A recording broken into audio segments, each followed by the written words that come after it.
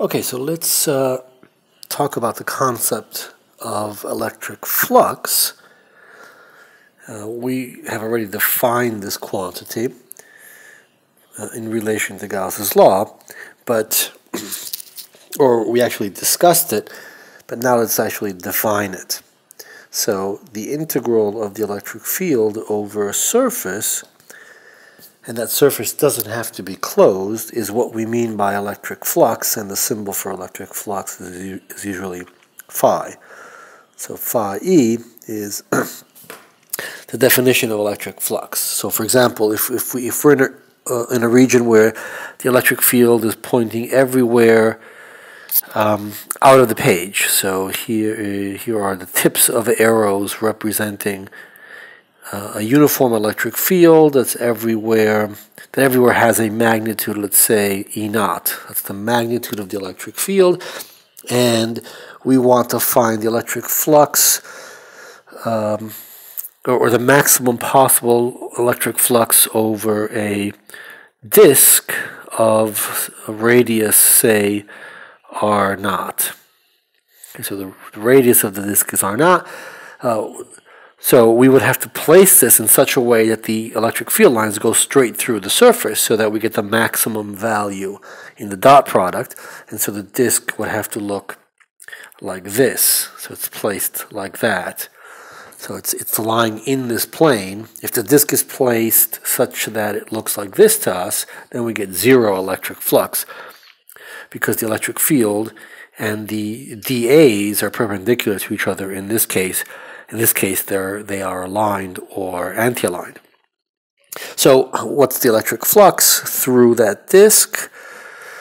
Well, it's the integral of the electric field, but the electric field over this surface is a constant. So we do the dot product, we get the cosine of 0, which is 1 at every point, and we just integrate over the surface. So we get E naught times the area, which is pi R naught squared. Okay, so that's the electric flux through this open surface. Now, in some cases, we can use Gauss's law to make life easier for us. In cases where the electric field is not a constant over the surface. So, for example, if we have the same little disk of radius R naught, and we place a point particle of charge Q star right on the plane, sitting on the plane right at the center of the plane, let's say, and we want the electric flux through that disk. Well, that seems like a complicated calculation, because if we look at it from this perspective, so that's the disk, and here's the charged particle sitting right there in the middle, right? It has an electric field that's diverging radially away from the charged particle, something like that. And so we have electric field lines that are going through the surface at various angles. So this could be a complicated calculation. But if we think of a hemisphere, not the greatest drawing, but this is sort of a half of a sphere, and the charged particle is therefore sitting there, then we can say that the integral over the entire closed surface, right? So it's a closed surface, so we were integrating the electric field over a hemisphere, which means we integrated over this part, but over this part as well. Then it must be true by Gauss's law that we just get Q star over epsilon naught for the integral over the entire thing.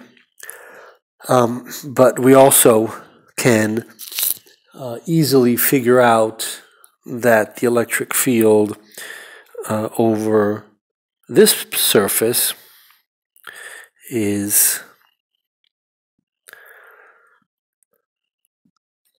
right, so it's Q star over the electric field in magnitude here has a value Q star over 4 pi epsilon naught times R naught squared, and we integrate it over that surface, so we get the flux over that part, the electric flux over the hemisphere, is this times the area, which is 4 pi r naught squared, and that gives us q star over epsilon naught.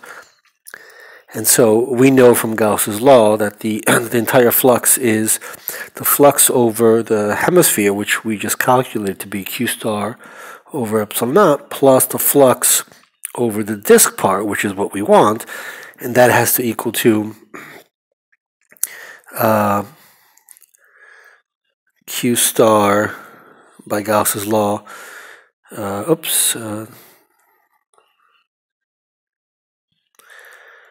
What did I do wrong here? The electric field has q star 4 pi over r naught squared. Right. So it's a half hemisphere. It's not the entire thing. So I made a mistake here. That's a 2 pi r naught squared. So this becomes, we get 2 here. Sorry, we get a 2 here. And so the flux that we're looking for over the disk is going to have to be q star. So this was q star over epsilon naught, has to be q star over epsilon naught minus q star over 2 epsilon naught, which is q star over 2 epsilon naught. And we didn't have to integrate the field over this surface, which would have been a complicated calculation.